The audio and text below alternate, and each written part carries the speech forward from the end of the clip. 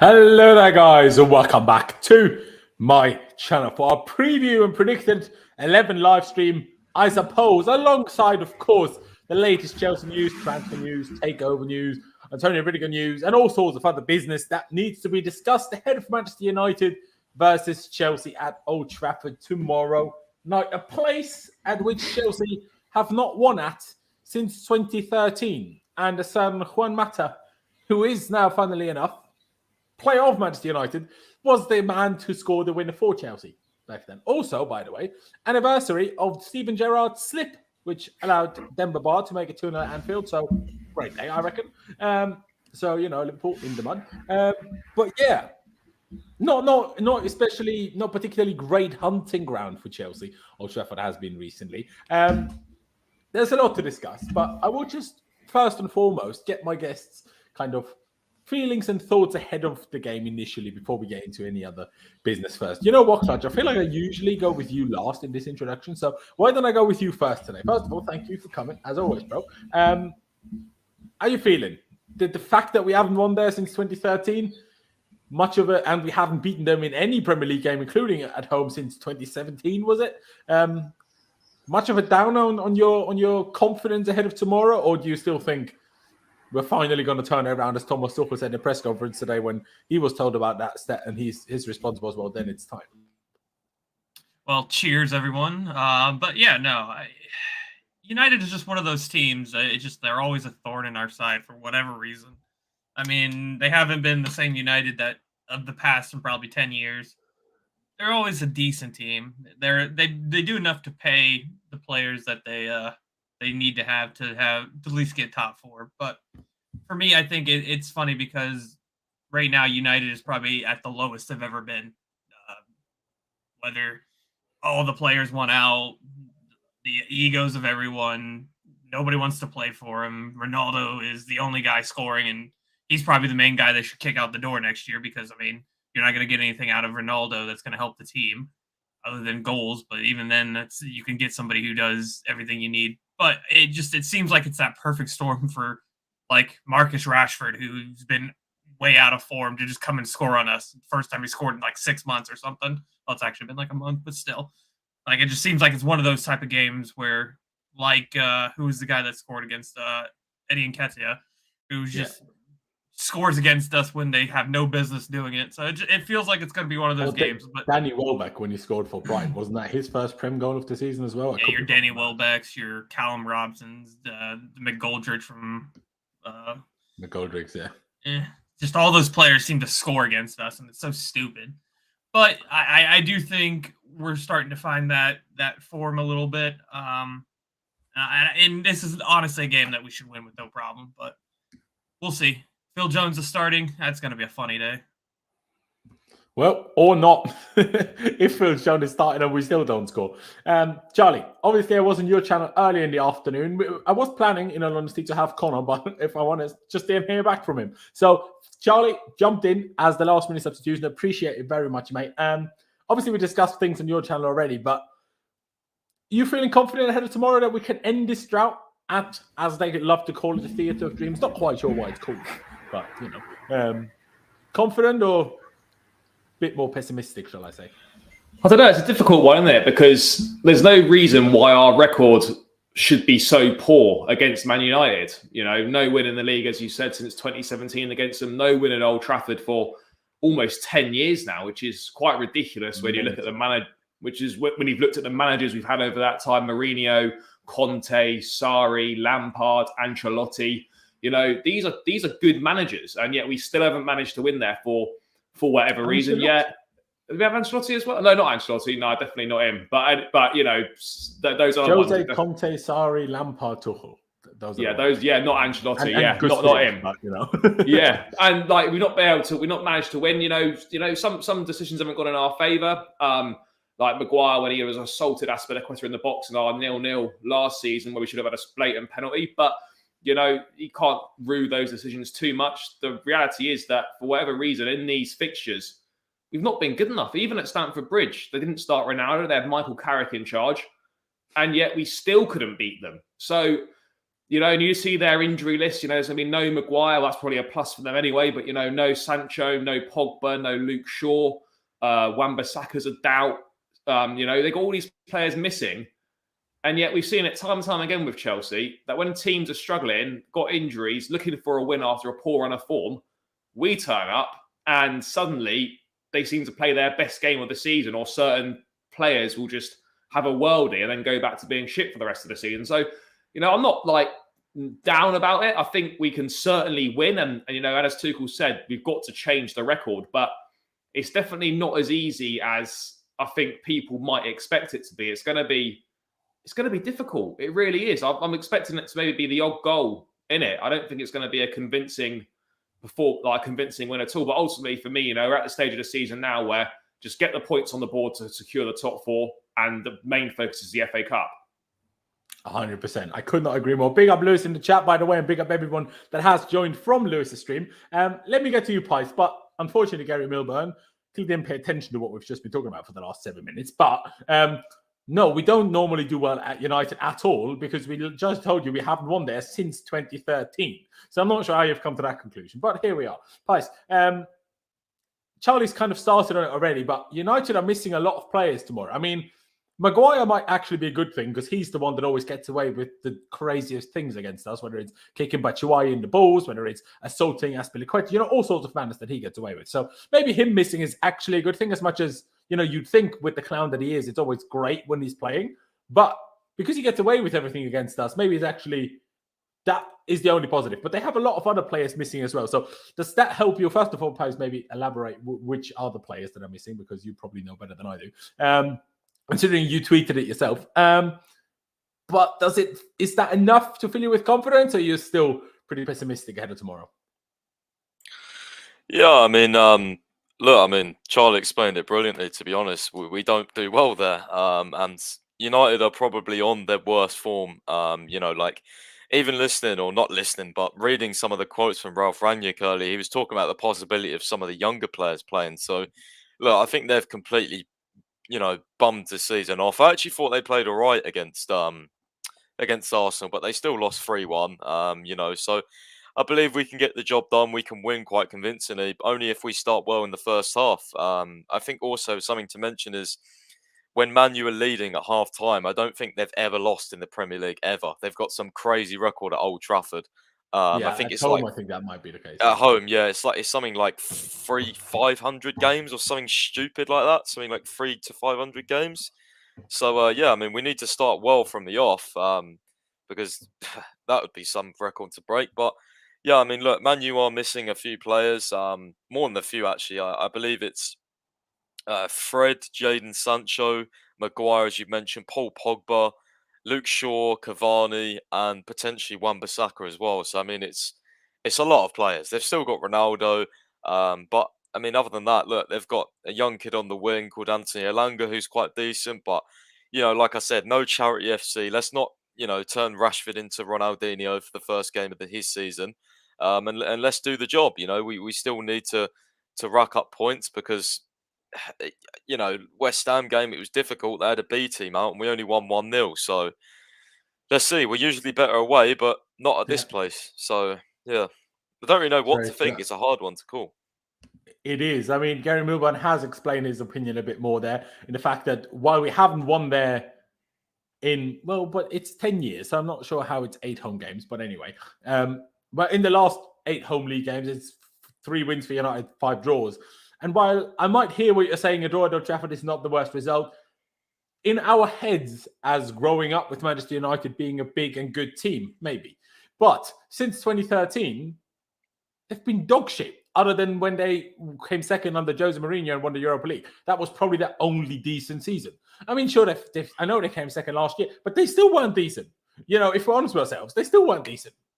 It's just last year, just City were good, and everyone else was a bit dog shit, including ourselves, if we're being totally honest with ourselves. But yeah, for me, not quite enough. Pies, like I said already, just before we went live in terms of what we're going to discuss, is there much of an update at all in terms of the takeover situation? Of course, we were told the decision would be made by the end of the month.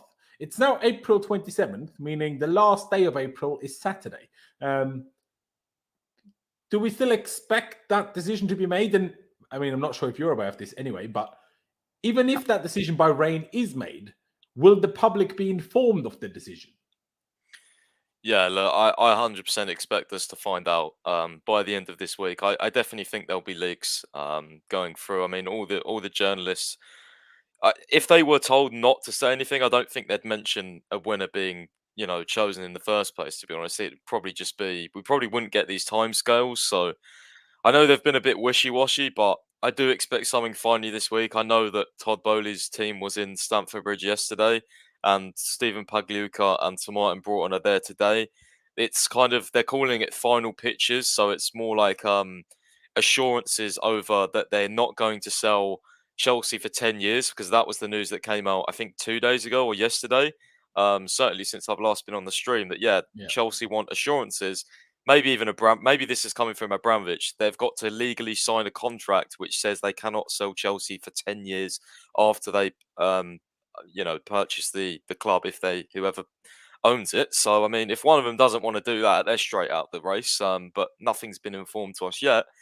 But yeah, I mean, they're all in Stamford Bridge. They're calling it like the last hurrah. This is the final end to the race. But I mean, who knows, man? Like, this has been. I heard that like 2 weeks ago. So who knows? Like, it's getting on my nerves now. That's why I like that Chelsea have got 2 games this week, because Man U tomorrow, Everton on Saturday or Sunday, and then if we hear something, we hear something. If not, it's the next week. Do we not have a midweek game next week then?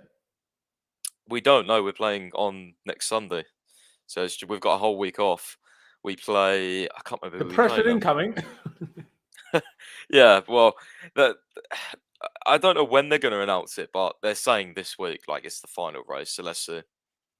I feel like if we have a week without games, I feel like they might as well do it next week, at least to mention things officially, I suppose. But Charlie mentioned this to me, and then I heard it elsewhere, that the whole thing being done is now said to be maybe by the end of May. Is that something you heard as well, or have we heard weird things here? Yeah, no, that's true. Chelsea, Nizar Kinsella said Chelsea want to or hope to be able to work on transfers in June. At the start of June, they want the takeover done by the end of May, at the very latest. And also, Chelsea's license runs out on the 31st of May. Of course, the government would probably extend it if we really needed to. But I mean, you can see by Tuchel as well, like, please get him an owner in and sort the summer out, because there's so much uncertainty and confusion. It can't help, the club, the players, Tuchel. So we just need to get this shit sorted out, because it's going to get on his nerves. It's getting on the fans' nerves, and we just want clarity. We want to be able to think about the summer, There you go. Couldn't agree more. Before we get into a little bit of talk about who could actually be replacing Antonio Rudiger, potentially Andreas Christensen as well, let me go back to you, Clutch, actually. Now it's been a few days since we initially found out that Rudiger would be leaving, or would most likely leave, and then obviously Thomas Tuchel himself confirmed it after the game against West Ham on the weekend. Now we've had a few days. How do you feel about it? Because, excuse me, for me, it's kind of, how do I put it? I'm kind of stuck in a few different minds, if I'm honest, because I've explained this on Charlie's channel earlier already. On the one hand, I'm like, why didn't you just accept the deal? Like, come on. And also, at the same time, I'm like, well, I'm also just annoyed at Boris Johnson and the whole British government, because I'm like, well, not exactly going to stop the flipping war, is it?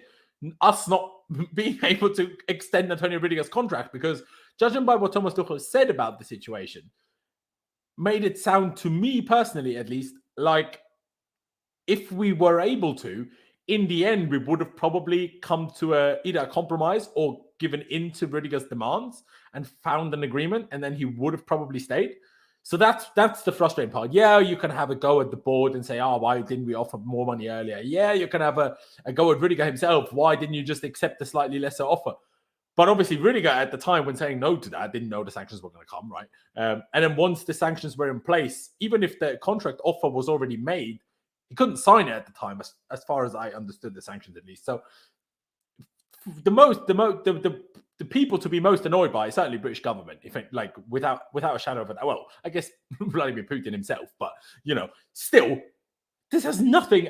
Us being able to extend Antonio Rudiger's contract has absolutely nothing to do with what's going on in Ukraine, right? So that's the biggest clownery. But I'm still a little bit annoyed at him because I'm like, I mean, I know we now just heard that it might be by the end of May, but still, like it's a few weeks. Like you waited this long. I don't understand why you couldn't wait that little bit longer if you really wanted to stay. So, Clutch, has your opinion changed a little bit? Do you see his point of view a bit more, or are you even more annoyed at him, or where's your feelings at?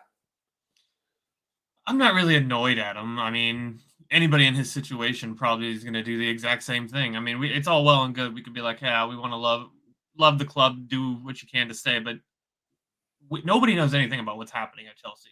At least as far as like players go, you might be able to find out a little bit more, but the process is taking so long that you got to understand from his point of view. He wants security.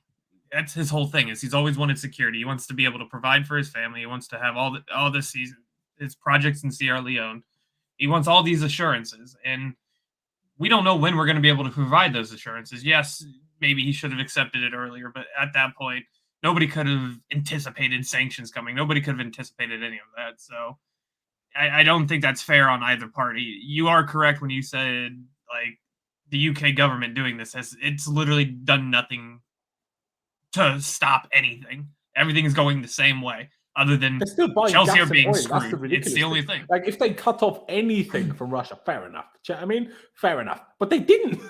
Yeah, and it's literally had zero effect on anything that's happened. So at the end of the day, it's just Chelsea got screwed in opportunities, and the government had its role in it. And I think that's where everything kind of changes. Because Rudiger himself, I mean, if you think about it, like, Real's offering you everything you want, and it's now, and it's assured, it's guaranteed. Chelsea have no guarantees right now. We can't guarantee you anything to anyone, which is why we've seen the reports of people saying, hey, they don't know what's going to happen to the players are worried. They don't know what's going to happen to Tuchel because there's no assurances happening. Like, no one knows. And that sentence right there tells me that the players are uneasy with what's going on because they don't know anything. So it's one of those things where it's the government that at the end of the day screwed us over, and reason why we're in this stupid situation. Because if it still would have went on, we probably do keep Rudiger, because you could have at least that open line of contact. We can't even have a line of contact at the moment because we don't know anything. So I don't blame Rudiger, and I don't blame the club. So it's just one of those situations that is just bound to happen because of the sanctions that got put on us. I hear that. Charlie, obviously, I'm aware of your opinions to some extent because we spoke earlier on your channel, but some of the viewers here might not. So have your feelings at all changed about Antonio Rudiger since we last spoke about the matter on this channel? No, I don't think so. I think, look, it's disappointing, of course, when you lose a top player. It's never nice, and it's always worse when you don't get financially rewarded for him moving on. It could have been 50, 60 million pounds, maybe a little bit more potentially, if we'd sold him, and that money could have been really helpful to add to whatever is going to be available to reinvest in the squad. So that's disappointing from that perspective. I just think the situation is just a result of an unfortunate set of circumstances. As you said, like, okay, the club was placed under sanctions. We couldn't really expect that.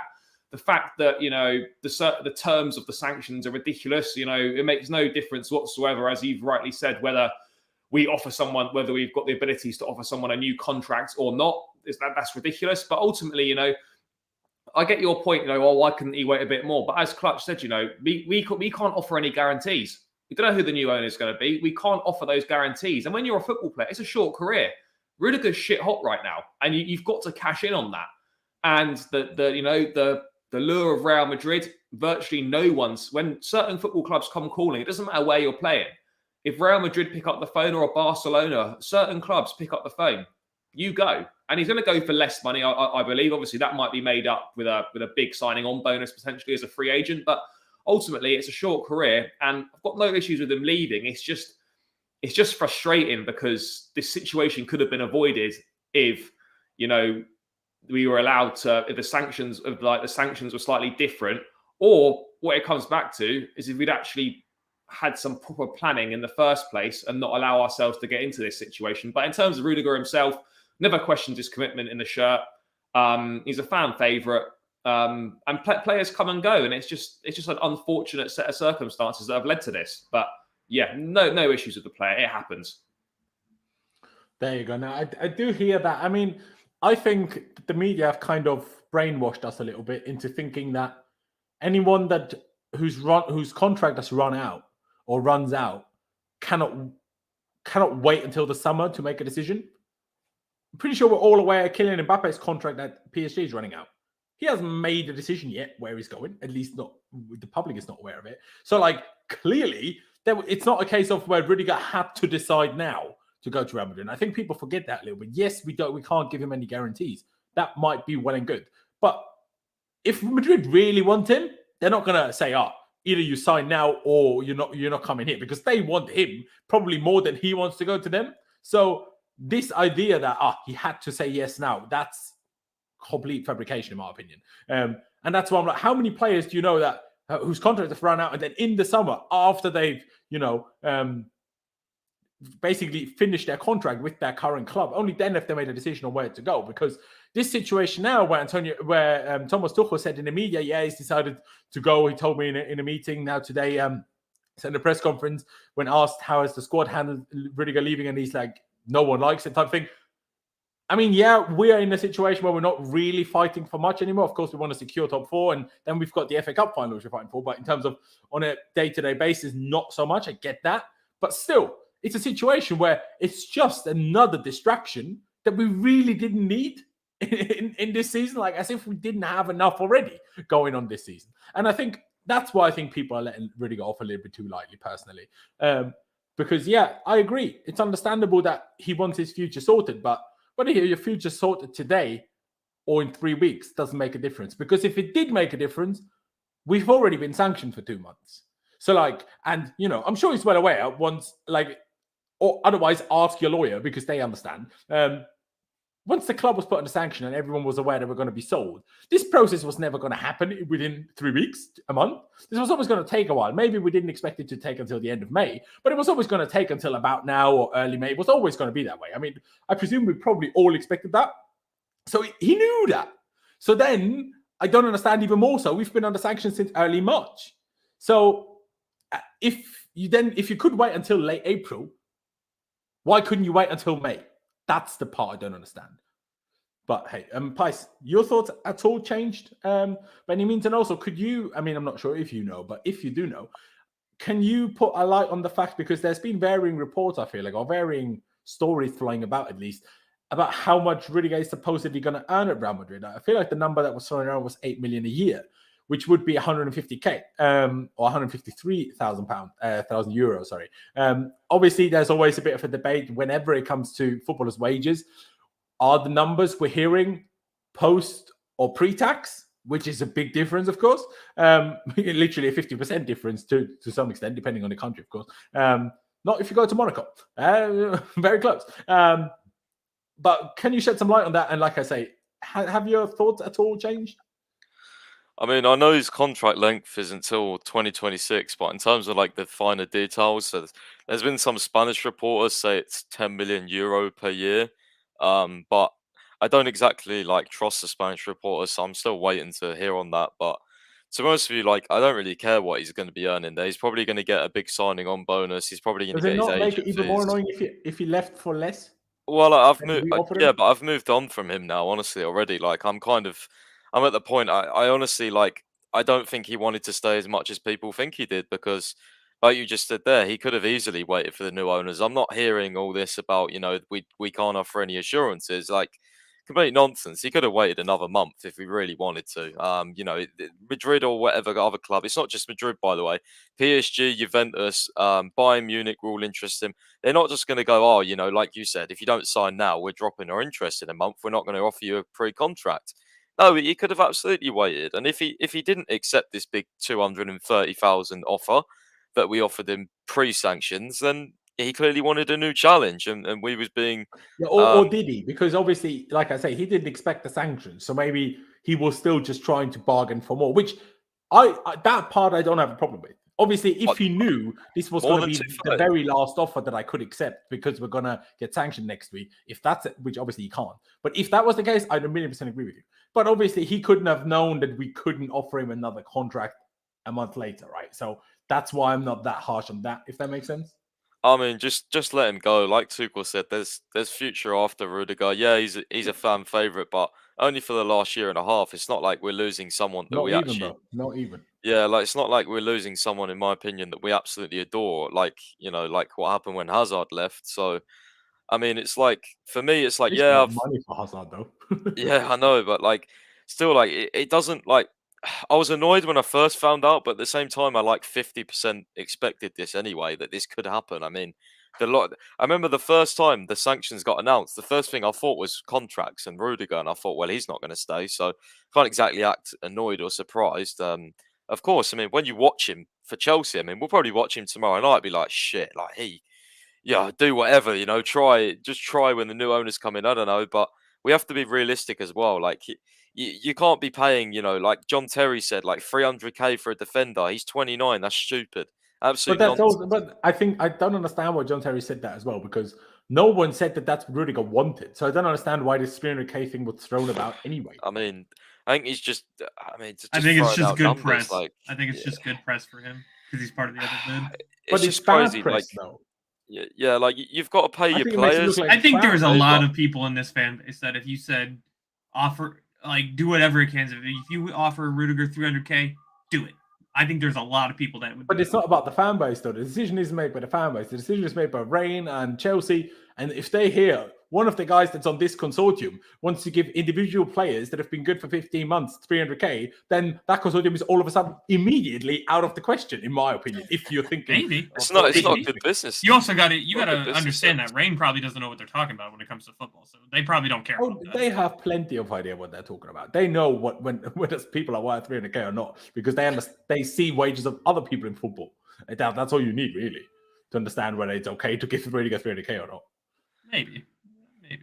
I mean, look, we've got to look at it this way. Like, it's a sort of a new era in our defense, really, especially if Azpi leaves. I mean, we're probably going to sign 2 young defenders, and it'll feel completely different next season. But just like any other player, we'll get used to them. We'll fall in love with them, hopefully, and that'll be that. I mean, Rudiger's decided to leave, so goodbye. Hope you still do well for us this season, but bye after that. That's what I say. I'm not too fussed, to be honest. But I've that's what kinda we got said over about it. Tomori, and now we're all crying after him. So I honestly, when it comes to Tomori, Gurhi as well, I don't want them back personally. I'd rather have someone else. But that's just no, my we don't opinion. want them back now, but now we wish we didn't sell them, because then we wouldn't be in No, such I don't. desperate need and couldn't be I don't. exploited by other clubs.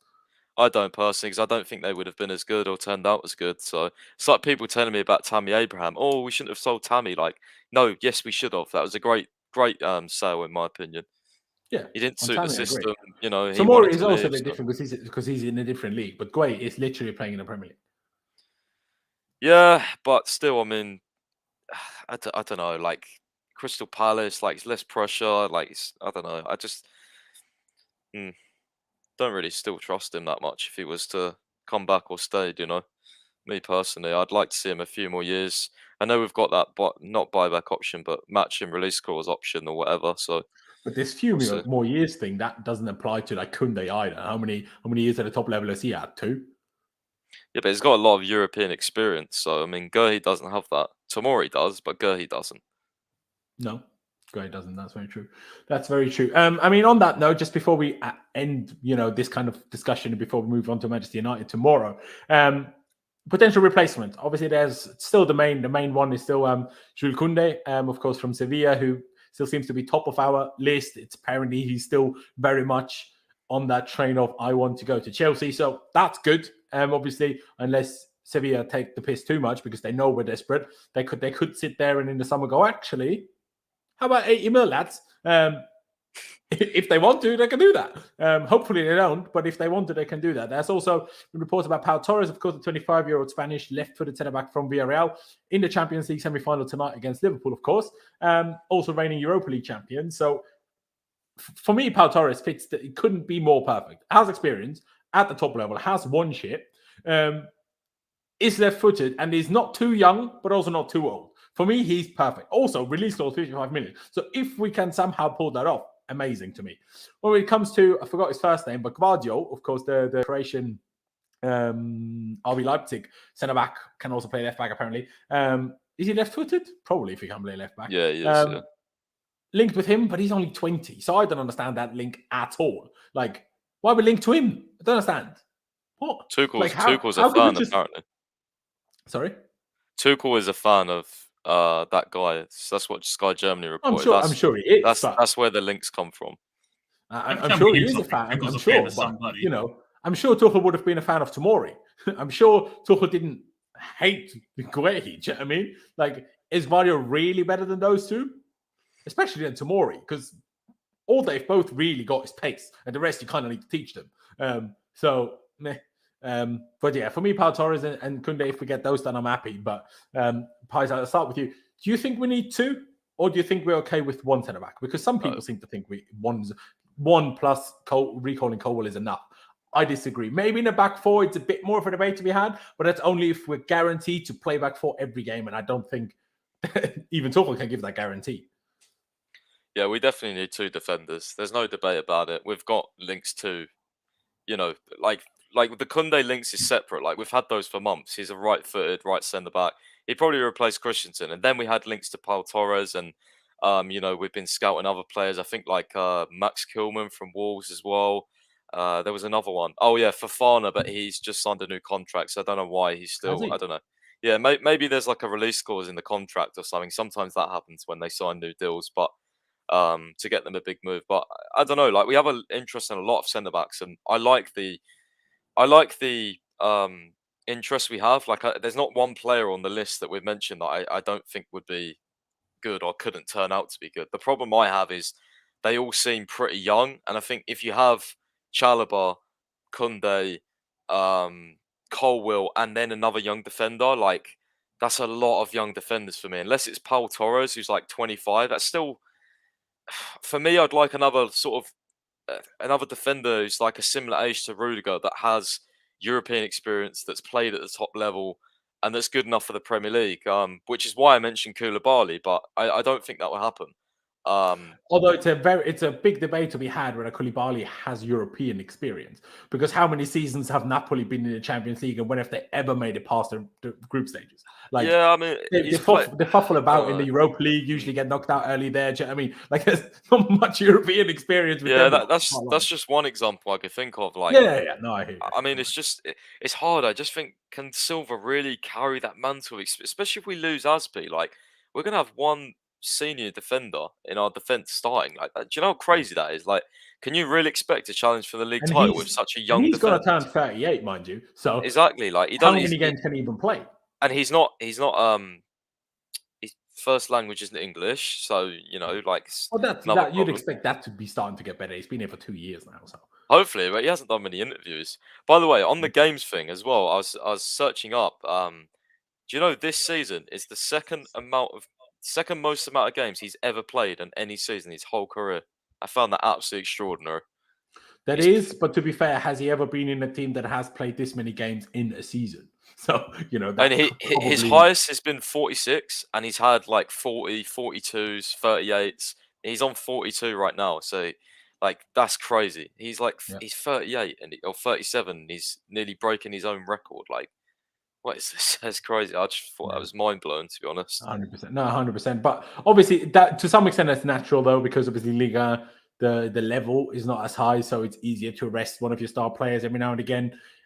Even though, to be fair, France until last year also had League Cup as the only other country alongside England to have had 2 cup competitions for a long time now. So they had the possibility to play a lot of games. But, I mean, in Europe, other than under Tuchel, they never made it past the round of 16 in the last 6 years. So, but yeah, I hear you. Yeah, for me, Pau Torres is the one. It's one thing's played in the top league, is a leader, played like for VRL, is in a Spanish national team. For me, is old enough and has enough experience. For me, that's fine. But I do hear what you're saying, Pais.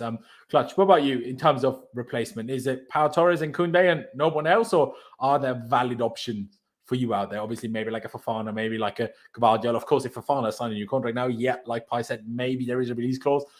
But unless they're really likely to allow release clauses to other Premier League clubs to be in contract. I feel like that's not a common thing to be the case in the Premier League. Like it's a thing in Spain. Obviously, they have release clauses left, right, centre. But England, not that common. So I'm not really sure how likely Fofana now is, if at all. But what do you reckon, Clutch? For me, I think I've come to the terms of I want Torres and Kunde. I think that would be my choice. If not Torres, like I hear what you're saying about the experience thing, but how many of those players are we going to find that have that experience? Hey, if somehow Marquinhos becomes available, get on that. But, he's not. I mean, Marquinhos would be guaranteed for me, but I very much doubt, unless Lukaku in a swap deal, but I doubt they'll even choose that. But no, I think when it like Torres has all the combined tools that we'd want. If not Torres, De Ligt would be a shout, but De Ligt and his agent don't really want to deal with that. Way too expensive, way too high wages as well, by the way. Yeah, so that would be too hard. I do think it'd be Pau Torres and Jules Kunde for me. Those are the only two people that I could see actually checking all the boxes of what we need. I do think Azpi stays, by the way. I don't think he goes anywhere. I think Azpi wouldn't push a move if both Rudiger and Christensen were leaving, and kind of explained we can't let all of you go. I don't know, Clutch, bro.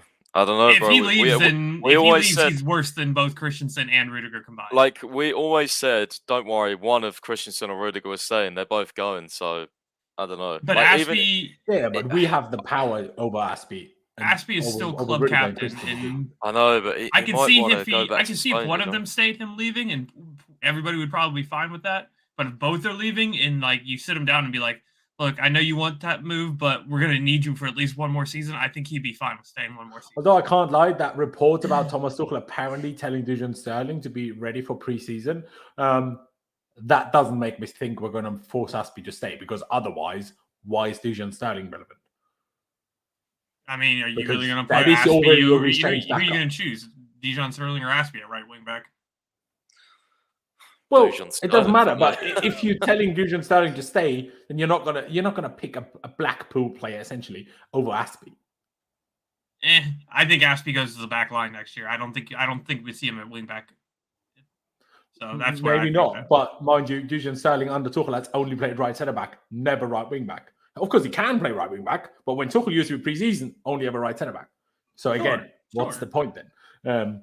But Charlie, your thoughts? Kunde and Torres, anyone else you'd be interested in? I'll throw someone. You know what? Sorry, let me ask, guys. Is there any reports that Militao is unhappy about Madrid signing Rudiger and that potentially making Militao somewhat available? No, I've never seen that at all. I'd be surprised if he's not. I think what I read was that what I didn't understand was I've read a report which said them signing Rudiger means Alaba goes to left back, but I was like, well, they've got Ferland Mendes. How does that make sense? Yeah, I mean, obviously for rotational purposes, because Marcelo is dead, essentially, with how old he is. Alaba will be, when Mendy isn't available, probably play left back, because Alaba is somehow always available. I say that, got injured yesterday in the first half. But yeah, still. Let's see. But Charlie, what do you reckon? I mean, yeah, look, under no illusions, we 100% need two centre-backs. As the guys have said, Thiago Silva's going to be 38. He's not going to be able to play every week. He just isn't. At that age, he's going to be very much cherry picking his games. So you're almost thinking, right, that's someone that's not going to play every week. The likes of Chalobah still getting experience. Colwell coming back from loan. Like this thing that I'm seeing loads of people saying, we should only be signing one centre back because Colwell's coming back. This is nonsense, in my opinion. Like Levi Colwell having a fantastic loan spell at Huddersfield, and he could go on to be a very good centre back. But the idea that he's ready to partake in a 50 to 60 game season for Chelsea in the Premier League, playing week in, week out against top class opposition, when he's never played a single minute for the club, is just nonsense. We need to use him as a rotation option if he's going to stay at the club next season, or whether he goes on. He's used as a rotation option. Maybe we get rid of Malang Sarr and Colwell takes that place in the squad or whatnot. But the idea that we should only be signing one because Levi Colwell is going to be like some sort of saviour is just ridiculous. It really is. In terms of comings in, Kunde is you never want to say anything with Chelsea and transfer business because, we've got a history of, messing things up and missing out on players that we thought were done. But having said that, Kunde should have been done last summer. I imagine the personal terms will be very similar. They're probably already agreed. Obviously, all players that play for Spanish clubs, there are release clauses in the contract. I don't know what the release clause is for Kunde. I can't actually remember, but that should be a straightforward one to get done. And, it's of the right age. I think he's 23 years of age now. Can obviously play right back as well. So there's versatility there, which can be helpful with rotation over a long season. So him would be one. And like you, mate, Pau Torres for me is the other kind of obvious standout candidate. A half decent release clause, good experience, left-footed, can play in a 3, I think he'd be all right in a 4 as well, and a good price. So I think also the Gvardiol, I'm not saying, I don't know too much about him. Obviously a talented lad, but he's 20 years of age. We're already severely lacking experience in our back line. What we need to be going for more proven players than kind of buying potential. Next season, we're not going to be challenging. I don't want to be negative, but we're not going to be challenging for the league next season. We might slightly close the gap, but let's be honest, we're not challenging for the league. We need to get the right caliber of players in, and it's got to be more experienced players rather than signing young potential in the back line. We need to restructure that back line. So Kunde and Pau Torres for me. Cole will maybe take Malang Sarr's place in the squad, and then obviously maybe we might sign. I mean, I wouldn't be against getting Boubacar Kamara on a free to kind of fill a space in the squad, can play midfield, can also play centre-back. That would help us out as well with no transfer fee. But yeah, Kunde and Pau Torres for me. And we've got to go with experience rather than consistently signing young players who aren't really proven. There you go. I mean, someone in the chat said Bastoni for them. Not bad player, of course, but he's even younger than Pau Torres. Too much money as well. And he's going to be stupidly expensive. Like he's had Villarreal, I know Champions League semi-final, Europa League champions, but in terms of financial capabilities, very different. Inter, even though of course they've had their financial struggles, otherwise we probably would have never gotten Lukaku. What a shame that they were in financial struggles. But you're not just going to get him. Like they're not just going to say, oh yeah, sure, go on. Do you know what I mean? And even then, he's so young, not a lot of experience at all. Not for me. But yeah, the whole Gvardiol thing, another one is, if he's left-footed and as young as he is, Gvardiol is literally, to me, direct competition for Levi Colwill. That's what I don't see the point in. He's 2 years older than him. How old is Colwill? Is he 19 now? Is he still 18? I don't know. But the Gvardiol is so young. Yeah, sure, he can play left-back, but he's left-footed like Colwill, right? So I don't see that. I don't see the Gvardiol interest at all as something that we should be pursuing. Whether Tuchel likes him or not, fair enough. I'm sure Tuchel likes a lot of players that we're not going to go after. So don't really care, if I'm honest. Because, yeah, backing the manager is important, but lovely transition. I saw an interview by Ralf Rangnick after they lost to Liverpool. And he said, he was speaking about something interesting, that it's important that you have an idea as a club what you want to be, what you want to play like, what you want to represent, and then sign players that fit that mold consistently. And when you do sack managers, get another manager that fits that mold too. That's what we need to do. We need to make a decision what we want to be. If we let that decision be down to Tuchel, that's fine. I have no problem with that. If we want to bank on him that much, if we want to believe that we can keep him and, us not sack him for that long, amazing. Biggest fan of that idea ever. But what's important is that we make a decision on who we sign, or what we want to be as a club. And then we can't just we have to make a decision. Do we want to have academy graduates, or do we want to sign 20-year-olds? If we have an academy graduate who's super talented in that very same position, don't sign 20-year-olds in that position, because that defeats the point then. Otherwise, you might as well shut down the academy or put a big sign outside and say, for revenue. Do you know what I mean? You have to make a decision. There's no point otherwise. That's I'm not a big fan of Ralf Rangnick as a manager, as a guy in general. But when I'm like, yeah, you're making sense. And that's what Liverpool and City did. Not necessarily in that, obviously we don't know, will they change again once they change managers. But they've kept their managers long enough that strategy could be applied. And that's why they're as good as they are. Because you see John Stones playing right back yesterday. Sure, he was subbed off. I'm still not sure whether he was injured or just tactically. And then you see Fernandinho playing right back. And still they beat Real Madrid 4-3. They should have won about 7-3, but they still won 4-3, right? While we have one bad injury, Ben Chilwell, and we say it ruined the whole season. Do you see City crying over that because Walker and Cancelo weren't available? No. To be fair, Fernandinho was one of the reasons why they got like 2 goals. So but he has nothing to do with the fact that they couldn't score or any of their 1,000% chances that they had. So they could have still won 7-3 then, even with Fabinho at right back. And they're not going to complain about that problem, but we blame everything on that instead of looking, why don't the other players do better though? Do you know what I mean? But anyway, let's take it to Manchester United. A couple of pieces of information from Thomas Tuchel's press conference. Number one, Antonio Rudiger and Reece James are both back in training. Of course, he said we'll have to wait and see about today's training session, whether we're going to get a green light for tomorrow.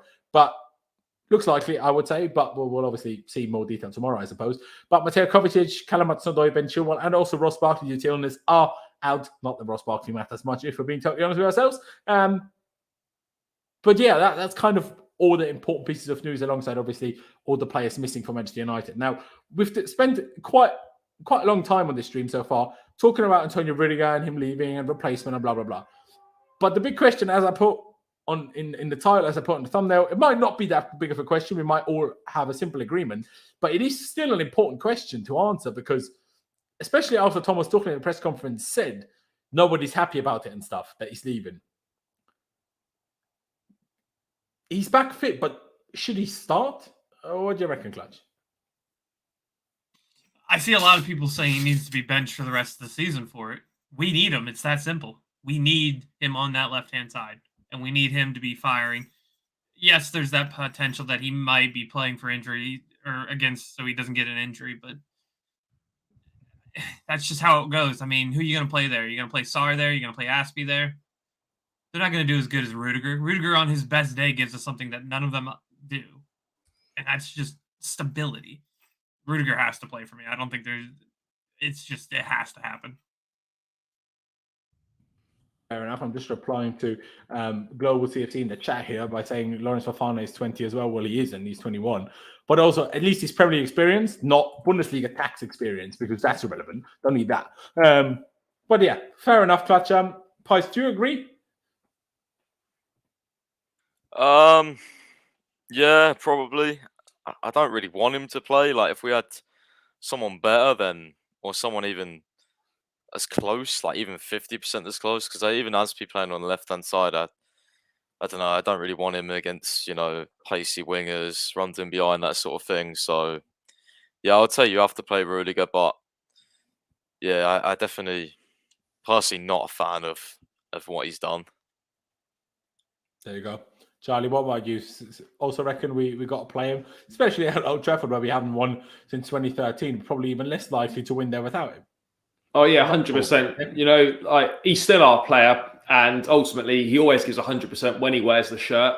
So we need to use him whilst we've still got him. And ultimately, whether you like it or not, he's one of, if not our best defender. So we need to use him. So no issues with him playing tomorrow or for the rest of the season. At least use him up to the FA Cup final, and then if you don't want to use him after that, then fair enough. But we need to be using him whilst the games still matter. Yeah, I would probably agree with that. I think keep playing him until top 4 is secured in the FA Cup final. I'm not sure how many games we will have after the FA Cup final, actually. Let me check. Does anyone know? 2 games after the FA Cup final. Sorry? There's 2 games after the FA Cup final.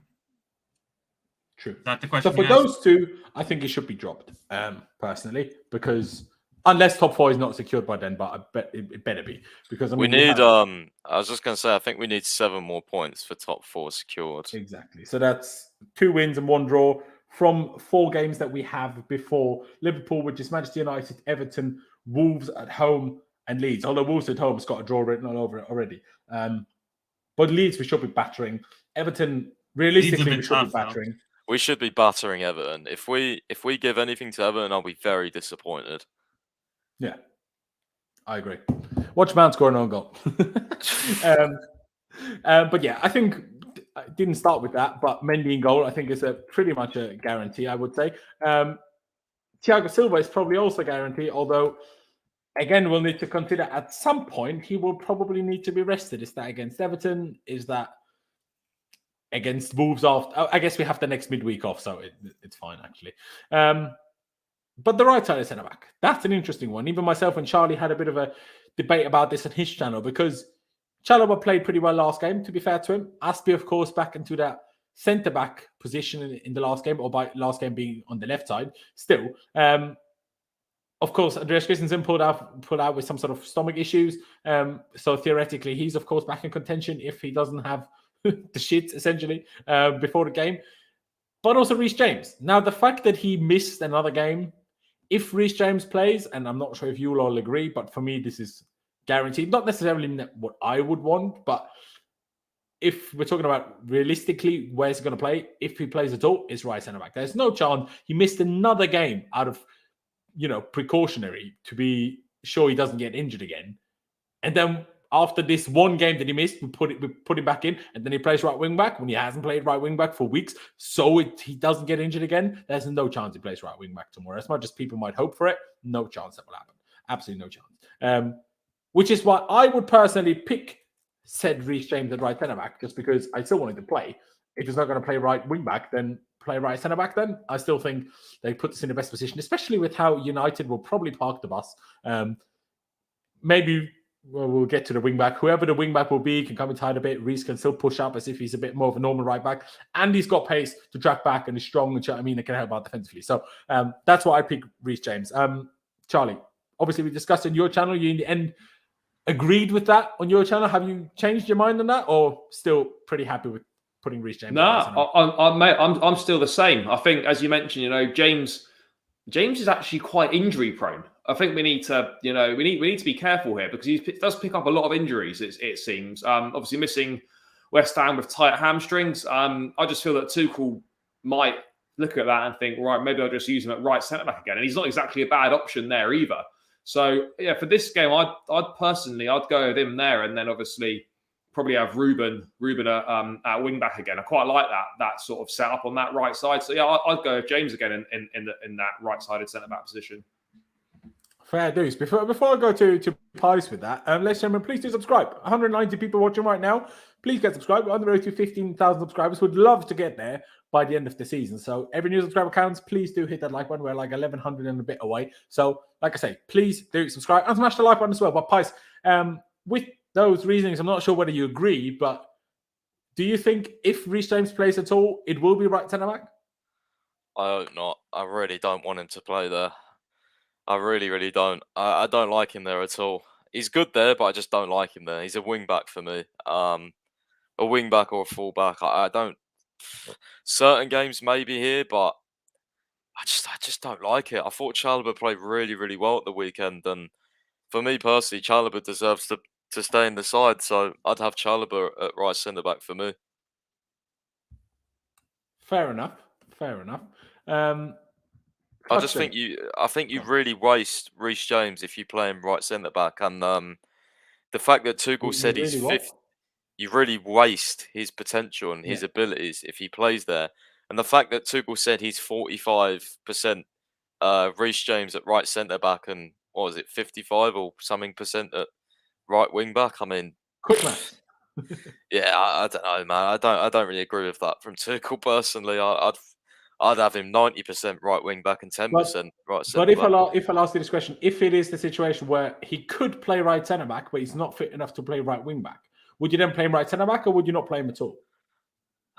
I don't know, man. I really want Chalobah to play. That's for me the situation. That's why I'm putting him. If Ronaldo moves over, who would you rather have guarding him, James or Chalobah? Because I can guarantee you it's not Chalobah. Yeah, but at the same time, Clutch, like, I know you're a big advocate of when someone plays well, you like them to build up a run in the team. I agree. I feel like Chalobah deserves that. But maybe he deserve that? Yeah, he does. But I don't know. I think we'll get onto him. Maybe Chalobah plays against Everton. I don't know. I just don't want him to go out the side again, because I really enjoyed his performance at the weekend. Okay, fair dues.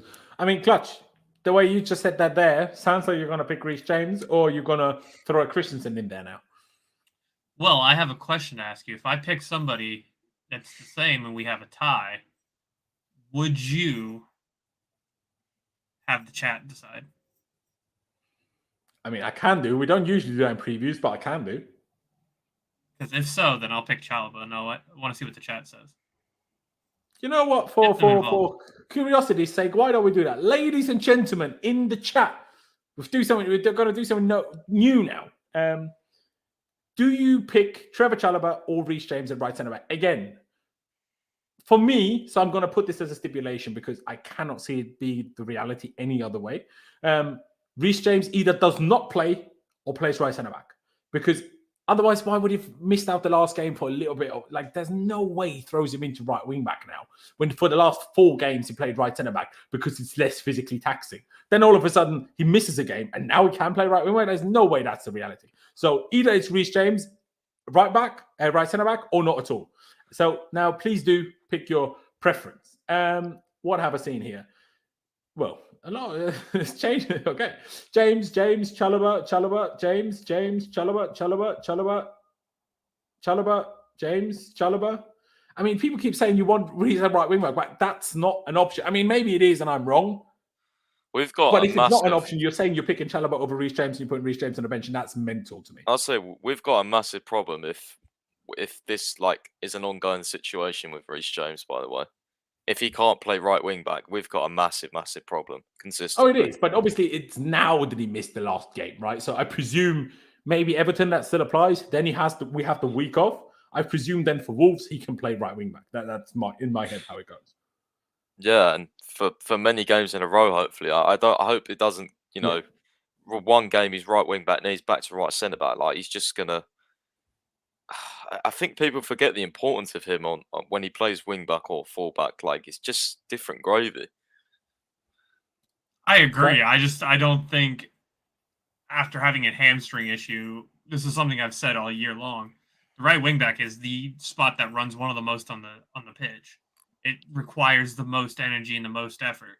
So are you really going to have Reece James, who is struggling with hamstring problems, doing that? Because if you're Tuchel, the guy who's analytically always involved, he ain't putting Reece James at right wing back. I mean, if he's got hamstring issues, I wouldn't play him at all, no matter the position. I'd let him rest. That's also a fair shout. Do we really, like, if he's going to play right centre back, does it really matter that much? But then, likely United are going to play against us. Do you know what I mean? A game at Man United away, you just don't see Reece James not playing. That's the issue. That's what's weird is we didn't even mention Azpi, and Azpi's probably guaranteed to play because he's still the captain. So yeah, I'm not so sure Azpi plays, but we'll see. I guess it's a tough one because even from the chat, I mean, I could count it, I suppose, but it seems relatively even, maybe a tad more for Chalobah, but it seems relatively even. Sorry, I swear you can do like a poll on YouTube. Can do, actually. Good chat. Why don't I do that? I should do that more. But where does it let me do it? Because it doesn't always let me do it when I want to. There you go. Sometimes it doesn't. Sometimes it does. All right. Poll. Thank you, Pies. Why have you never said that for the play ratings? It's actually, I was actually thought of it because I was watching a stream yesterday and he kept doing polls for all the decisions. I was like, that's actually quite good. It is, to be fair. The problem, because I always watch things or control the stream, shall I say, via StreamYard. There, I don't have that poll option. I need to then go to the YouTube thing, and there I can. So, ladies and gentlemen, I'm going to click Ask Your Community now, meaning there will be a poll at the top of the chat. So please pick your choice, whether you would like to play Trevor Chalobah or Reece James at right centre back. By the way, I'm not giving you another poll for right wing back. Reece James is not an option. So pick wisely. You guys watch Jimmy Neutron as kids? Did you guys ever see that? Pies just had a brain blast moment. Brain blast. And what's that? Go on then. No, the poll. The poll. I thought, okay, yeah, it was a fantastic idea. But I'll give you a couple of seconds to, make your voices heard in that poll.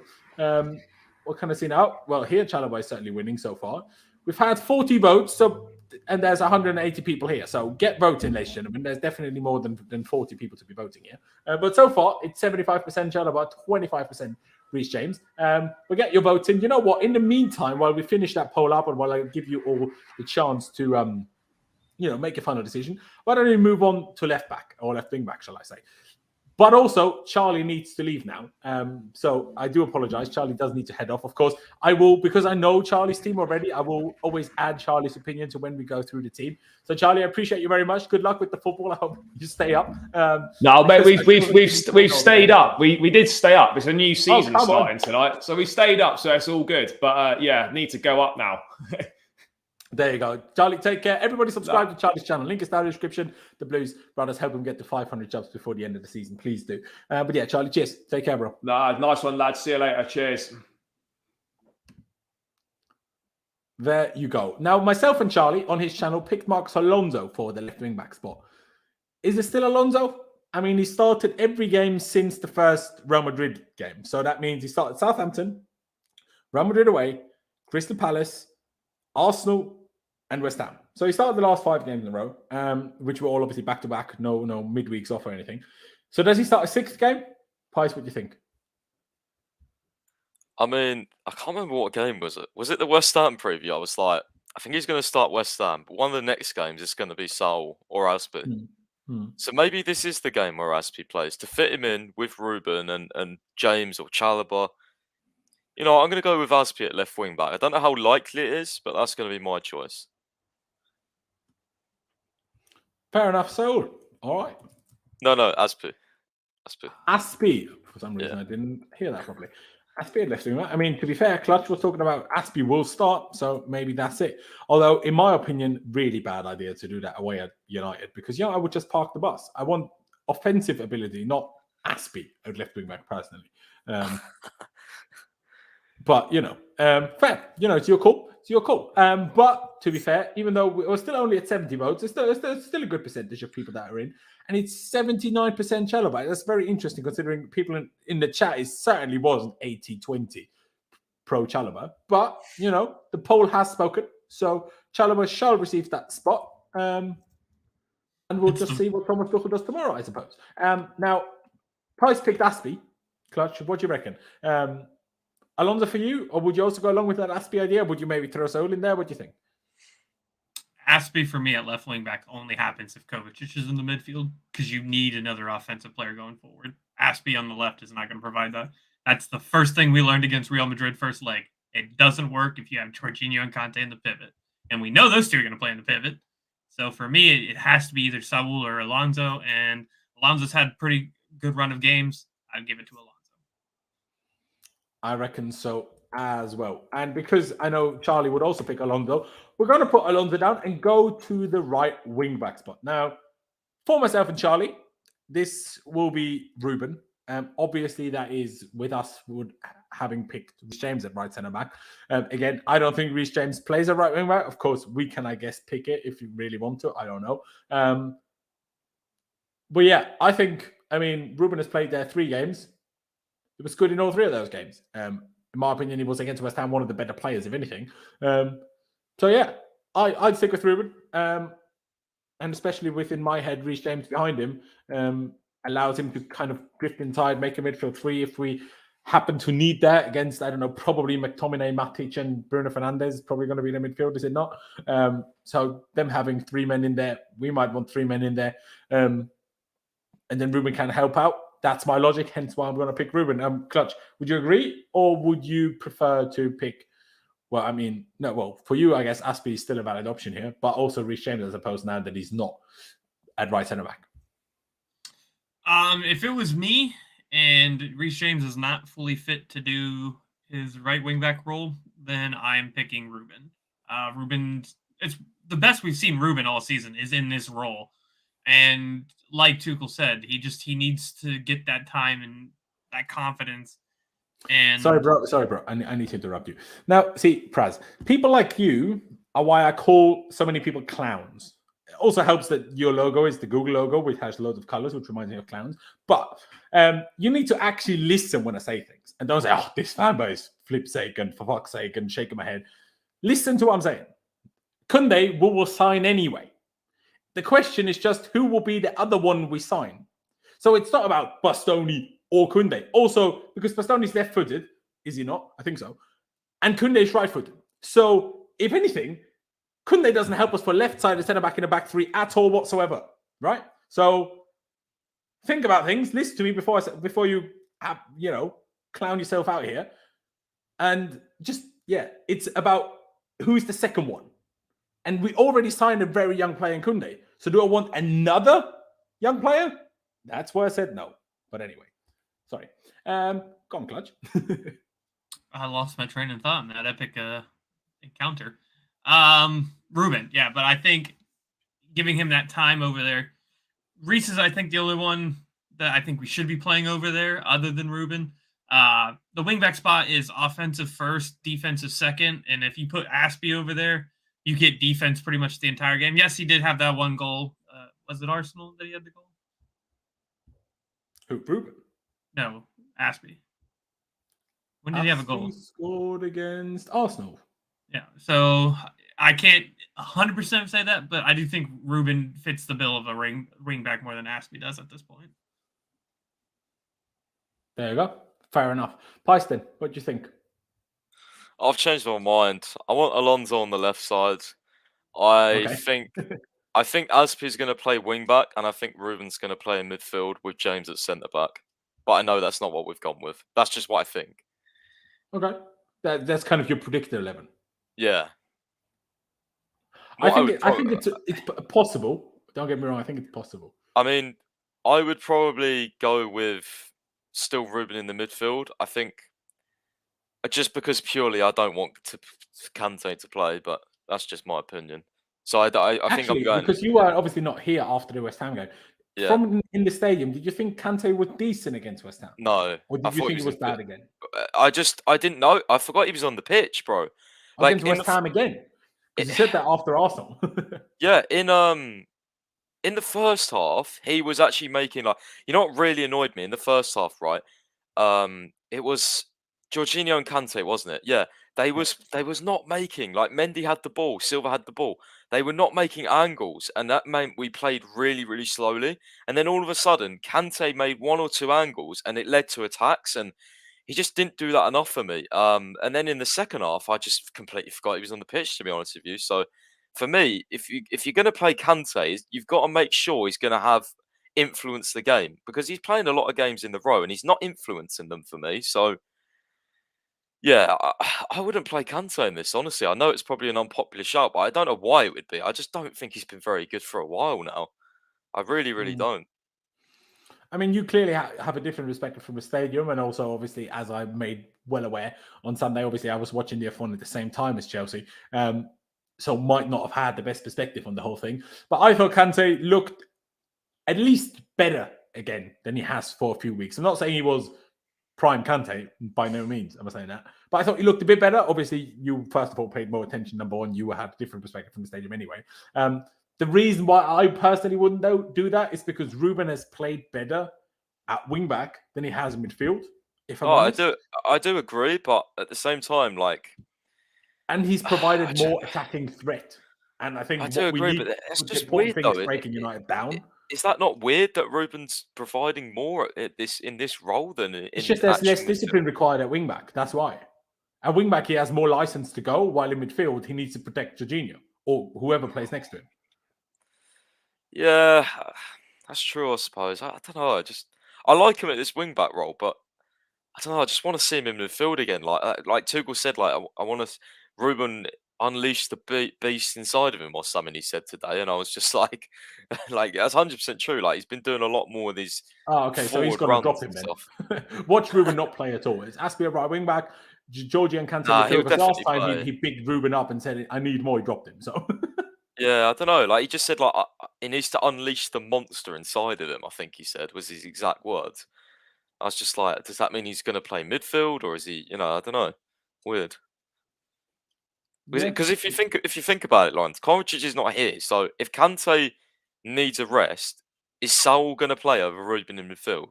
I don't know. Maybe. But I don't think so. Kante got a rest in one of the games recently, didn't he? Who did we play before West Ham? We had Palace. And Ruben played. Did he even start against Arsenal? I feel like he didn't. Can't quite remember now. I feel like he's played a lot lately for some reason. He has, but I think there was one game where he was not in the team. Against Arsenal, it was Ruben and Kante. That was it. Right, yeah. Oh no, it was Palace. Against Palace, it was Georgie and Cover, wasn't it? That's when Cover That's got it. injured. And Cover came off. Yeah, that's it. Yeah. There you go. So Palace was it where it was rested. So he's only played 2 in a row now, to be fair. Yeah, we might need him actually with Bruno, a counter-attacking team. Yeah, fuck it, stick Kante in. Why not? There you go. But is Ruben, that Kante Ruben and right Georgie wing then, or back. is that Kante and Ruben? I doubt it, but just ask. Kante and Georgie, and then Ruben at wing back.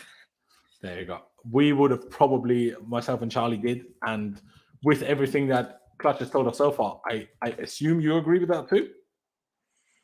What? Yes. Clutch, yeah. Yeah, no, I agree. It's fine. Yeah, I agree with what you got. That would be my choice. I think Ruben over there on the wing, he's also going to be able to help out in the midfield. They're going to have that 3-man midfield of McTominay, Matic, and Bruno. So I think Kante deals with Bruno, and I think Ruben deals with McTominay. I'm not sure how Ruben can deal with McTominay, because this is McTominay there for them. Like their right side of DM. I thought he's been their right side. I thought he's been there on his side, this side, Ruben's side, this old. I don't know, maybe. Yeah. In their team, he's where Kante is for us now. But that would obviously make it here. I mean, I thought he was like Ruben would be the guy. The left side. I thought Matic being left-footed is always the left one. I have no idea these days. I don't know. It's Rangnick. Who knows? Who knows, right? Also, yeah, exactly. They might do what they did against Liverpool and play a 5-back and be awful, hopefully. But yeah, that's our midfield. I mean, the only minor concern with this that I have is that means playing Georgie again. And Georgie is not because Georgie was so bad or whatever, that's not what I'm trying to say, but because he was apparently already so tired and fatigued and mentally and physically and everything. Now, if he plays tomorrow, then he probably plays Everton, which I also kind of fancy because just to mug Lampard off a little bit in terms of that he thought Georgie wasn't good enough. Okay, then we have a week off, I guess, but yeah, I guess we don't really have another choice and we just have to hope. Maybe, I mean, Pice, do we have initially it was said maybe 2 weeks, right? By the time we play Wolves, it would have been more than 2 weeks for Kovacic. So is Kovacic maybe back in contention by then? I don't know. I mean, Nizar said him and Hudson-Odoi are back soon, and I know that Hudson-Odoi was actually not supposed to be, but he was thought to be back in this week, but he's obviously not made it for the Man U game. So I reckon they might be back in training next week, because close isn't 2 weeks. I think that's 1 week for me personally. So I don't think you report that. I didn't read the whole thing by Nizar. The only thing I saw him say is they'll be back before the end of the season. No, but then he said they're close to a return to training. Okay. So, like, you wouldn't report that if it's 2 weeks, in my opinion. That's not close. Yeah. I agree with that. Even then, I mean, the Wolves game is now to 11 days away. So even if it's not fully 1 week, then he still has plenty of time to fit for Wolves. It's probably not going to be fit for Everton, obviously, but maybe the week after might be a potential game to play him in. Oh, am I missing one? Do we have one before? No, it was after Everton Wolves, right? Yeah. Everton Wolves, yeah. There you go. But now let's get to the front three.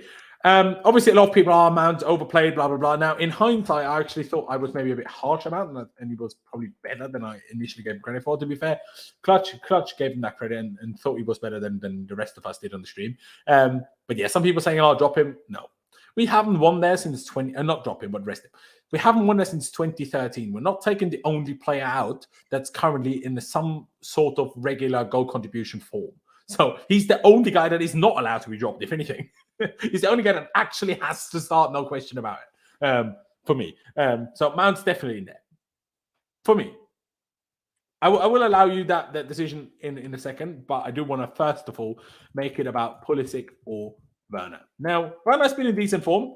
Not great against West Ham, but to be honest, compared to before he started a good run, still not bad. Like, especially that shot on the turn, I thought was unlucky not to get a bit more contact on that ball and score, and then that would have been a huge goal. So I don't think he was awful. I'm not saying he was great by any means, but I don't think he was awful. But at the same time, of course, in my opinion, Pulisic should be rewarded for winning us the 3 points against against West Ham, sorry.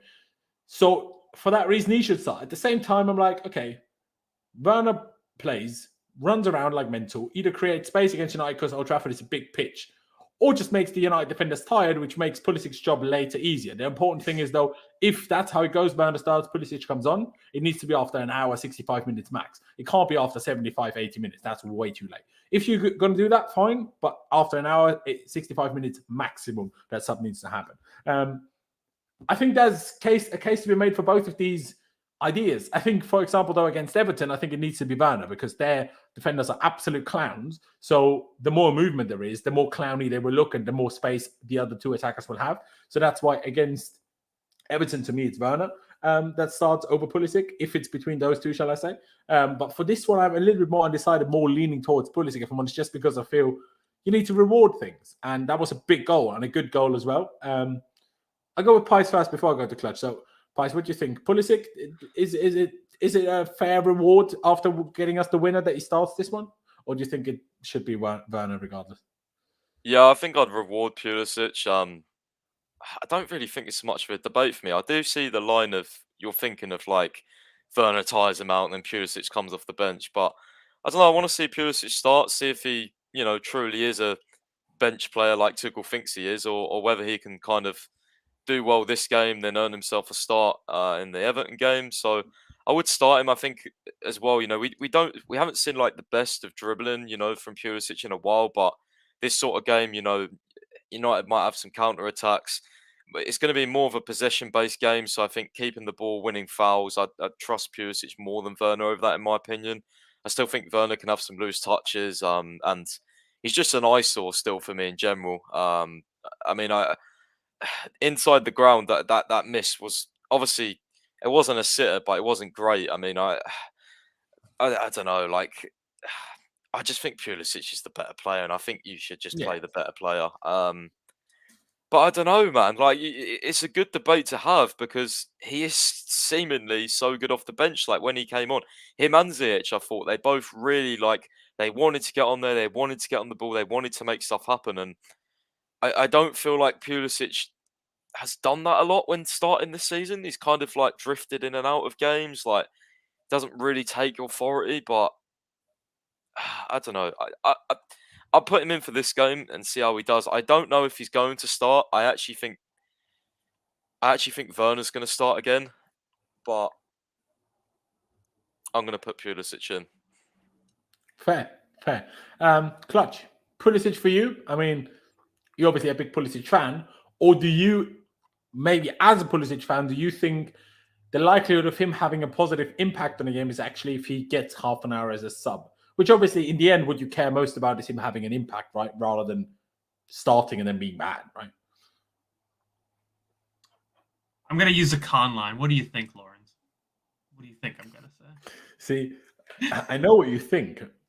I know what your heart says, but I'm like at the same time, like you were recently, I said, like, yeah, Werner's in good form, so what can I say? I mean, that is all well and true. The thing is, I think United are going to play like United does, which is sit, park the bus. And what did West Ham do? And what could Timo Werner not get through? But I still think he was more unlucky than anything else not to score. The one and where he dribbled to the I'm side super net. hard for Werner usually. The one where, sure, the turn off the corner, I'd give you that. But the one where he dribbled and shot into the side of the net, no. He does not get credit. Nothing for that. That was one of the worst things I've ever seen. Obviously, I put intelligent players chip that, It's yeah, like, but what I will say about that whole situation is when you look at back when the ball falls to Timo, because it was a shot by Mount and got deflected and fell to Timo. Obviously, for us and also for Pies in the stadium, we are higher. The camera is higher, right? So it's an easy angle to see that he has the space to put it far corner as soon as he gets it. But for him, looking away from the far corner, receiving a deflected ball, I'm not sure if it's even possible for him to see that space. So that's why I'm not as harsh on him about that chance in hindsight, now that I've seen it back. Because I'm not sure if I can expect him to see that. Of course, maybe Ronaldo, because he's like, or Benzema and Lewandowski, like these insanely clinical players. Maybe those do. But it's still Timo Werner, right? So I'm not sure if I can expect him to see that, if I'm honest, that's so easily there. And obviously, he only has a split second to see it, because once he moves one step forward, the space is gone. But doesn't that speak to its own problem within itself? Every other forward we had takes that shot. Whether they even get it on target is a different different story. See, that's why I disagree. Wait, what chance are you guys talking about? The one where Werner dribbled in. Shot and it fell to Timo, and then he dribbled 3, 4, 5 steps and smacked it into the side netting. Oh, yeah. But the problem for me is that he just had his head down the whole time. Like, he's so erratic. Like, he was just like, it's just, I don't know, he's just a funny player, man. It's just no, like, composure. Like, I think erratic's a great word, actually. I'm going to start using that more for Werner. Erratic. He is, but at the same time, he's also hesitant because if he was erratic, wouldn't he have shot first time instead of trying to dribble? No, because the way he shot, it was an erratic shot. Like, he just... Oh, yeah, but what we're saying is... It's like... He shouldn't have dribbled. He should have shot straight away because then he could have put it far corner. I actually can't... Wasn't a defender in the way? That's why he dribbled. I swear. You remember that clip I said, that thread I put in the chat yesterday where I explained to that guy why I disagreed with his clips? It's in there. Yeah. Because I actually... If it's the same one I'm thinking of, I actually celebrated because I thought it went in and he just smashed it. I hear that. From the stadium, I hear that. Was that at the shed or was it your end? My end, Matthew Harding. I celebrated. I was like, fucking come on. And then everyone started like, oh shit, he's at the side net. Clutch. I mean, you said what do I think? I think you're picking Pulisic. I'm going to pick Pulisic. I think if you're... Werner against teams that are a little bit more wide open, I could see. United are not going to play that way. You're going to need somebody who has the dribbling ability to break somebody down. And the only one on this team currently, because Kovacic is out and Callum is out, is Pulisic. Mount's not going to do it. Kai's not going to do it. And for somebody asking in chat, why don't you put Werner and Pulisic in? Because those two do not work together, and they never will. They both want to come in off the left. That's just how it works. So they both occupy the same space. Werner and Pulisic will never work together unless Pulisic is out on the right. And why do you want to hinder Pulisic out on the right? Yeah, I agree. It's not a question of them playing together. Yeah, I agree. But to make it simpler, Clutch, do you agree that Mount needs to be the other spot behind whoever is up top? Or do you, I mean, with Pulisic, I think you agree that it's going to be this formation rather than a 1-2 like we play usually when it's Werner. So do you think this one then is Mount, yeah? Yes, but I do think we could end up seeing that too at the front with Pulisic out on either side. It's not like Tuchel hasn't done it before. It's possible. Depends on who is what's now as player 11. But, but Mount starts regardless, no matter the formation, right? Yes, he does. There you go. Pice, for you as well, Mason Mount on that other side or behind the two, if that's what we're going to do. I mean, I do want to see Ziyech, honestly, but I think Mount will start. I just think been lacking yeah, bro. Like we've been lacking so much creativity and just invention lately. It just really annoys me. Like you can already scrap our corners again though if Mount doesn't play. So I actually think he's quite overrated at corners personally, but that's just my opinion. His corners, the last against West Ham, he hits a lot into the front, man. But against Palace and against Arsenal, our corners were so good. Pretty much all of them. Ziyech is good at corners, though. Is he? Haven't seen him take a good one in a long time. It's got a good whipped cross on him. Oh, yeah. I'm not saying he can't do it, but I haven't seen him play a good corner in ages. While Mount against Arsenal, especially, we had every corner was like right on the head of our player, and we just couldn't do anything with it. But the corner was the last time. When is the last time Ziyech started a Premier League game? Because I can't honestly remember. Oh, it's a fair point, to be fair. While ago. Like it just confuses me. Like I know Mount's playing well. I just don't want him in this formation, if I'm honest. And I also don't think he's been good enough in any sub. I mean, you said he was decent, to be fair. Not quite. I mean, I didn't think it was bad, but I don't think it was like anything stand out when he came on. So for me, it's like, how on earth would he warrant playing over Mount, who I know didn't get a goal contribution in the last game, but until the last game had 1 goal or assist in like the last 6 games. So how can you drop that? To be fair, he almost had a wonder goal. He had almost a wonder goal, yeah, to be fair. Is that the one where he should have passed to Lukaku or not? Debatably. Yes. I don't want to go back to that conversation that I got myself into. I see no way in which Lukaku scores that, but hey. It's like a 5-yard pass. Oh my god. No, not the pass isn't difficult, but Oh. once Lukaku has that ball, he's on his He's going right to foot score that. It's on his left at a foot. tight angle, and the goalkeeper's right in front of him. How is he going to get it past him? He's never. He's on his left foot and he's got a powerful No, he's on shot. his right foot. Hey, I swear he was on his left foot. All right, whatever. Let's go back to this later. Yeah, start Mount, but I want to see Ziyech one of the first off the bench. If it's Werner off the bench and Pulisic starts, like, I don't know. I just want to see Ziyech more because I think I don't know. I don't really think he's that bad, to be honest. I think we could do with him, especially if they play a deep block. It's going to be frustrating because, bro, West Ham pass sideways, pass out to the wide, like just no invention, just so boring. I only fell asleep in the first half. I think it was the same in the second half as well. So boring. I was calling for subs on at like 60 minutes. It was ridiculous. We can't play like that again. Yeah, no, I agree. Although sometimes I will also say being in the stadium sometimes affects your mood because, I mean, the fans were dead as always until we got the winner. So obviously you're going to be bored. Do you know what I mean? It's always going to be that way. I mean, Tuchel keeps going about, against West Ham, you're always going to be like, I don't know, I don't watch enough of their games against the Cities and Liverpools. But to be fair, City dropped points against West Ham, didn't they? Didn't even Liverpool, so maybe fair enough. But I mean, the thing is though, like the only reason why I just agree that it was so boring is because I managed to get some signal at half time, and everyone was like, "Well, I've just turned over to the F1," so I was like, "Well, they're thinking the same as me then." Yeah, it's quite that funny. signal probably worked because it was only easy to get hold of, so there was less people there. Up top, is there a question to be had between Lukaku and Havertz? Now, for me, I'll say it straight away. If Werner starts, I think Lukaku is maybe an option. If Pulisic starts, it must be Havertz for me. And because Pulisic is the one we've put down, I'm going to pick Havertz. But if it's Werner, I think Lukaku has a shout. Just because I think Werner and then playing in the front two thing takes away from Havertz.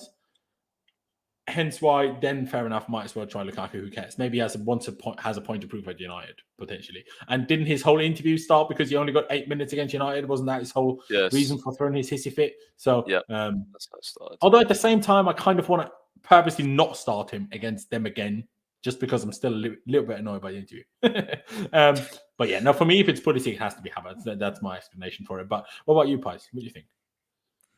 This is probably the hardest one for me because I could easily see him going with two up top, playing both of them, and then Mount behind them. Both of them together? No, I don't think we'll ever do that. Well, maybe not ever, but we haven't done it much. But I don't know. I kind of like to see it just for, experimental purposes. Because I think these are in such bad form. I think you could try Havertz and Lukaku up front, just see how they do. Because I think as well, like, if he does have a long-term future here, which I don't think he does, then they're going to need to play up top more together. Or maybe Lukaku comes off the right because he likes running the channels. And then maybe, I don't know. There's no channels against United, bro. He doesn't even run. No, I disagree with that. I think against West Ham, he was actually making some decent runs, but... Oh, yeah. No, I don't think he was bad when he came on, to be honest. Or not awful anyway, not by any means. I'm just saying against United... Obviously, Rangnick is now a bit different, but every time we've gone there, they've parked the bus and there was no channels to be running into. If you can play Lukaku in one game for the rest of the season, it's got to be this game. That's all I'd say. Because I think he absolutely hates Man United. Like, he hates them. So he hates us as well, so you know. I'm joking. But sorry, HM, yes, they did play together, but not up top together as a front two. Havertz was playing left, where Pulisic is on screen now.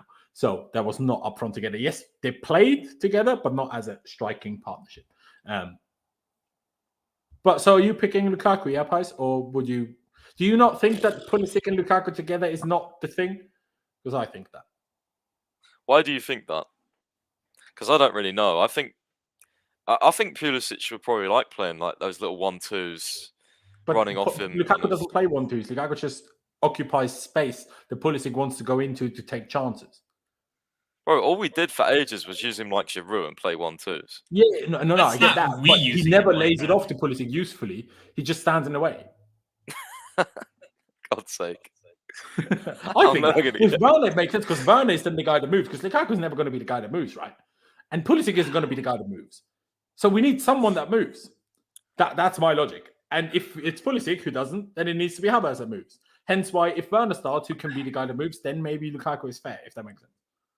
Yeah, I do really like Havertz. I just don't think he's been great the last couple of games, to be fair. Yeah, But I agree. nah, fuck it. I'm starting Havertz. Lukaku can come off the bench.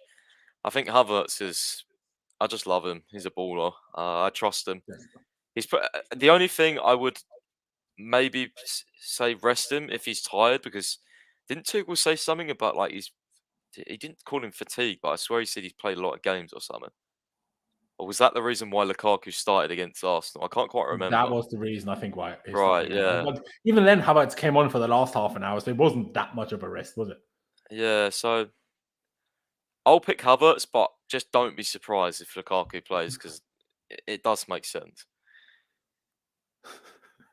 Sorry, I'm just laughing at somebody talking. Lukaku doesn't play 1-2s. He just stands in a way. Sounds like my relationship with my fridge. And Tim's, as Musa always calls the guy, can't play 1-2s. It's more like 1-200s. But yeah, it's a weird one for Havertz because I see what you're saying with the whole tiredness, and I agree with it as well. Probably, I almost kind of want to try him to see if I'm right, or if it had nothing to do with that it's a front two with Werner. And if his form just dipped a little bit again, I want to know if I'm right that I think it's because it's a front two. Because I think that. And if he plays the Pulisic tomorrow, we'll find out. And that's why I wanted to play, if that makes sense. Because I want to know if I'm right or not. Yeah, I guess also with Lukaku as well, like maybe he starts on the weekend because Everton's also his old club. Just remember that. But he likes them more. So. Yeah, that's what I mean. Like he just like, bro, I could just see him scoring and just like shushing the United fans. Like how shameless he would be. Like you can just see that happening. True.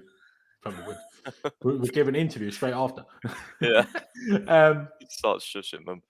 There you go. But Clutch, what about you? Number one, do you agree with my assessment that if it's Pulisic, it has to be Havertz because one of them needs to move? I mean, you'd probably disagree that Pulisic doesn't move, but not in that way, not stretching defenses. That's not Pulisic movement. And Havertz can do that and then literally create space for Pulisic. Although I say that, to be fair, Lukaku's movement against West Ham opened it for Pulisic's goal.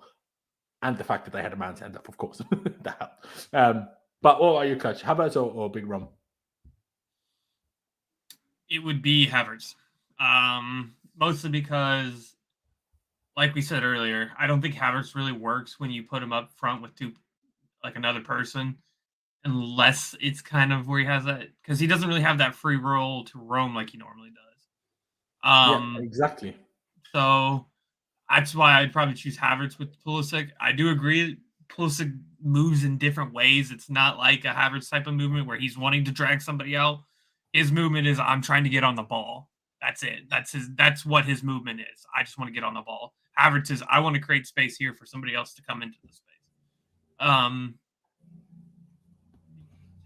problem is I would want to play Lukaku if he moved more. It's just, and I thought he did well against West Ham. I really did. Like his space, or when it was on that counter for sure, but he did open up space for Pulisic to get into that area to get that goal. But I think at some point we will have to start Lukaku because we do need to give him a fair shot. But I don't just started against United. Arsenal. Yeah. Just like he started 2 games ago. Yeah, I think for United it has to be Havertz because we're going to need the movement of those center backs because they're going to park the bus, and Havertz is better at unlocking a bus. Do you think they'll park the bus at home? Yes. United always do. That's what they do. The only team that don't do it always against is Liverpool because they have this weird thing that they need to play well against Liverpool and then they get battered 5-4-0. They also have this weird thing of getting results against us. So yeah, but by parking the bus every time, I swear. They caught us on a counter last game with Jadon Sancho. So that's true. It's what they do. They just do stupid things like that. But I will say, if the game isn't going our way at 60 minutes, we need to make subs. We need to give that time, especially if Werner starts. If Werner starts and you have him dragging around defenders for 60 minutes, we do need to bring on like a Pulisic or a Ziyech at that point. There you go. Now, Simis. Always in an L. Slimis. weird name. But anyway, I hope you've got your frying pan ready because you're getting cooked now. Havertz got rest so many times. Is that so? Because Kai Havertz, since Romelu Lukaku had his 7 touches against Crystal Palace in the Premier League, since then, Kai Havertz has not played exactly 3 games, 2 of which being in the FA Cup against Luton and Nottingham Forest, and then against Arsenal last week.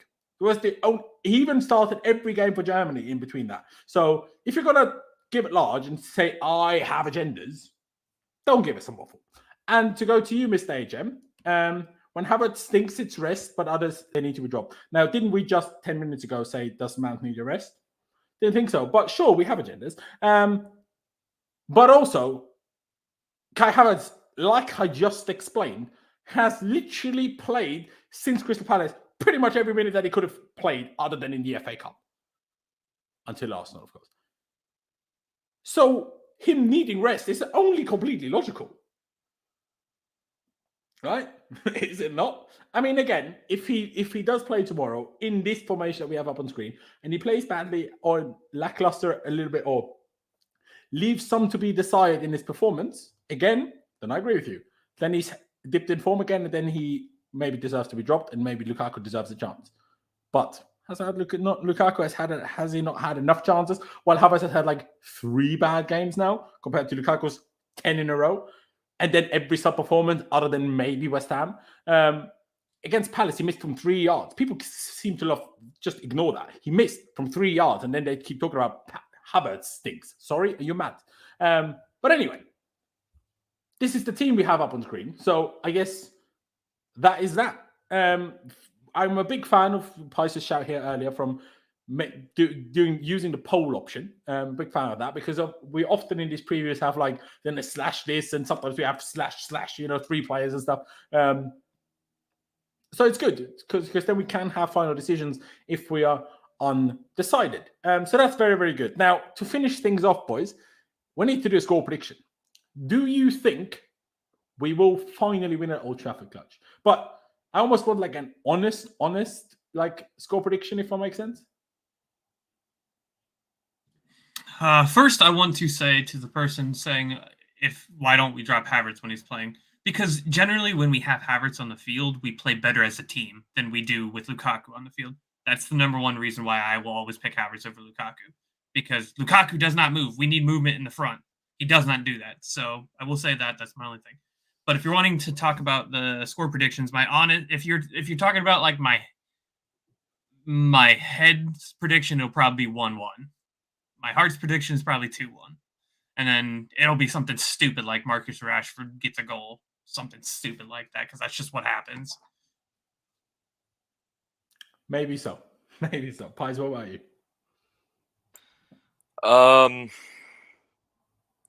My heart says 2-1. My head says 1-1.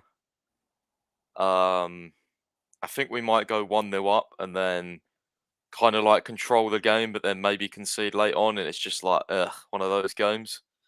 You know, like Thursday night, like it just stinks, to be honest. Mike Dean's the referee. Just stinks. But then again, we might win like 3 or 4-0 and just shit all over how bad they are. Just depends what Chelsea turns up, to be honest. Like, I keep saying this, we're a second half team, and if Man U go up, we ain't winning. Because they have that record of like 500 games or something. Like, if we break that, then we've literally made history in itself. So, yeah. What I said, heart says 2-1, head says 1-1. See, my head says 1.5-1. What I try to say about that is, I just can't decide between 1-1 and 2-1. But I think we are more likely to win, and I think it's maybe just more likely that we squeeze a 2-1 out of it. I don't know. I'm hoping for a bit of a reaction because we've had so many negative things, right? We got that last minute winner. A last minute winner can always be positive for motivation, for confidence, for vibes. If as much as that word is maybe not usually used in that context, but in a positive way. So that's what I'm hoping for, and also maybe what Tuchel said, that the team, nobody's happy that Rudiger's leaving. Maybe that whole idea that everyone's saying, "Oh, we're in the mud, we're done," and whatever. Maybe that almost brings out more of the rest of the team, but at the same time, United and Arsenal are just who we always stumble over. So I don't think we'll lose, if I'm honest. but I wouldn't be shocked if we drew. I'm going to say 2-1. Charlie said the same, but yeah, it's definitely a tough one. It's a tough one. But hey, we have to hope. We have to hope, and we have to hope tomorrow night is going to be a good one. Now, ladies and gentlemen, we're going to round it out here. Like I said earlier already, please do subscribe if you haven't already. On the road to 15,000 subscribers, 1,100 or so away. So please do subscribe. That'd be fantastic. Smash the like button as well on your way out. Just one click of a button. Doesn't cost you any money. Barely cost you any time. And please also, after you're on your way out, click the link down in the description to Charlie's channel, The Blues Brothers, because he wants to get to 500 subscribers by the end of the season. And I really want to help him get there. So please go down below, click on his channel, subscribe to him. And also, of course, check out Pice's website, chelseafc365.com. And please do follow Clutch on Twitter. But yeah, ladies and gentlemen, thank you guys for watching. Up the Chelsea, upwards and onwards. Let's hope we get the dubs for the first time since 2013. And we'll see you next time.